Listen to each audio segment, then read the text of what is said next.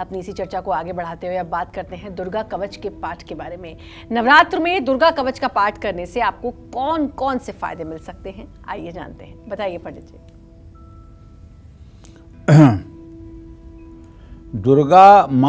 दुर्गा का जो कवच है उसे भगवान ब्रह्मा ने ऋषि मार्कंडे को सुनाया था।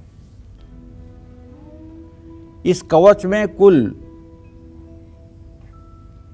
47 श्लोक हैं। वहीं इन श्लोकों के अंत में 9 श्लोक फलश्रुति के रूप में भी लिखित हैं। कुल 56 हो जाते हैं। जो फल 1,00,000 बार दुर्गा सप्तशती के पाठ करने से मिलता है, वही लाभ सिर्फ एक बार दुर्गा कवच का पाठ करने से मिलता है।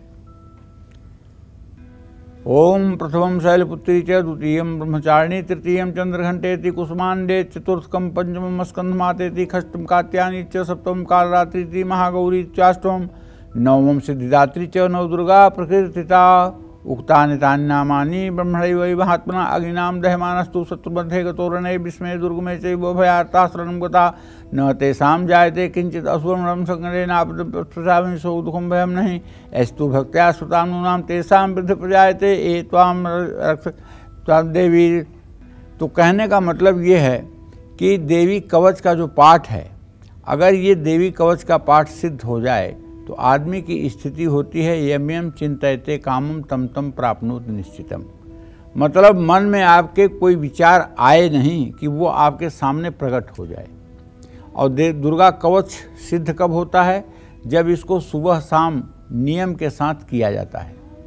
और ये सिद्ध कब होता है? जब भगवती दुर्गा के श्री चरणों में पूर्ण अनुराग होता है और संसार की समस्त स्त्रियों में दुर्गा का आभास होने लगे और संसार की समस्त नारियों में दुर्गा का आभास होने लगे और संसार के समस्त कन्याओं में भगवती का वास आपको दिखाई देने लगे, तो ये कवच की सिद्धि हो जाती है।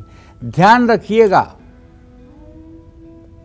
और दुर्गा साधकों से अगर कोई मिले तो कह भी दीजिएगा कि दुर्गा कवच बहुत जल्दी जबान पे चढ़ता है, बहुत जल्दी याद होता है। और जब कोई मंत्र याद होता है तो आदमी उसको जहाँ चाहे वहाँ बोल देता है, जहाँ चाहे वहाँ उसका प्रयोग कर देता है। लेकिन ध्यान रखिएगा, दुर्गा कवच के एक भी मंत्र से कभी भूल कर हवन न होने पाए। दुर्गा कवच के मंत्र से हवन करने पर सर्वनाश हो जाता है, फिर कोई नहीं बचा सकता। अंधकासुर ने मोहबस दुर्गा कवच से हवन किया था, उसका सर्वस्व नष्ट हो गया था, कुछ भी शेष नहीं बचा था। यहाँ तक कि उसके गुरु शुक्राचार्य ने भी उसकी मदद करने से हाथ पीछे कर लिया था। तो भैया, दुर्गा कवच आसुरी शक्तियों से रक्षा करता है। संग्रामे संकटे चैव विघ्नस्तस्य न जायते। कहीं विघ्न नहीं होता है। दुर्गा कवच सभी रोगों से रक्षा करता है। प्राच्याम रक्षत मामेन्द्रियाग्नेयाम अग्निदेवता दक्षिणे अवत वाराही नैऋत्याम खड्गधारिणीम प्रतिच्याम वारुणी रक्षेत वायव्याम मृगवाहिनीम उदिच्याम पात कौमारी ऐश्चन्याम शूलधारिणी ऊर्ध्व ब्रह्मांड में रक्षेत दस्तास वैष्णवी तथा एवं दशा दिशो रक्षे चामुंडा सौवाहना। जय माँ दुर्गे दशा दिशो रक्ष सर्वविधि कल्याणम कुरुहु। तो माँ दुर्गा का ये कवच सकारात्मक ऊर्जा को व्यक्ति के शरीर और घर में बढ़ाता है। दुर्गा कवच हमारे बाहरी और आंतरिक अंगों की रक्षा करते हैं। दुर्गा सप्तशती में दुर्गा कवच का पाठ करने से सौभाग्य की प्राप्ति होती है। और मैंने देखा है, अगर किसी को तंत्र मंत्र जादू टोना टुटका परेशान कर रहा है और कोई दवाई नहीं फायदा कर रही है, तो एक मेरा उपाय आप देखिए। उपाय तो मेरा है ब्रह्मास्त्र, लेकिन वो आपकी श्रद्धा के ऊपर डिपेंड है कि आप कितनी श्रद्धा से उसे करते हैं। 9 मिट्टी के दिए लीजिए और सारे दिए में तिल का तेल भर के रुई की बत्ती डाल करके 9 दियों को जलाइए।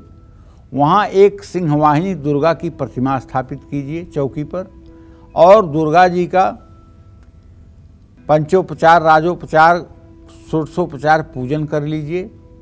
या किसी ब्राह्मण को करवा करके पूजन कर लीजिए और दुर्गा कवच के पाठ का 9 पाठ कर डालिए। और अगर कोई व्यक्ति इस तरह से रोग से पीड़ित है जिसके लिए दवाइयाँ नहीं काम कर रही हैं, जो ऐसे बीमारियों से संक्रमित हो रहा है जिसको सुनकर आश्चर्य हो रहा है, तो ऐसे व्यक्ति को वहीं बैठा करके दुर्गा कवच का पाठ करते हुए 9 बार गेंदा का फूल हो या गुलाब का फूल हो, उसे जल में डुबा करके कवच के पाठ के अंत में उस व्यक्ति के शरीर पर जल छिड़कना चाहिए।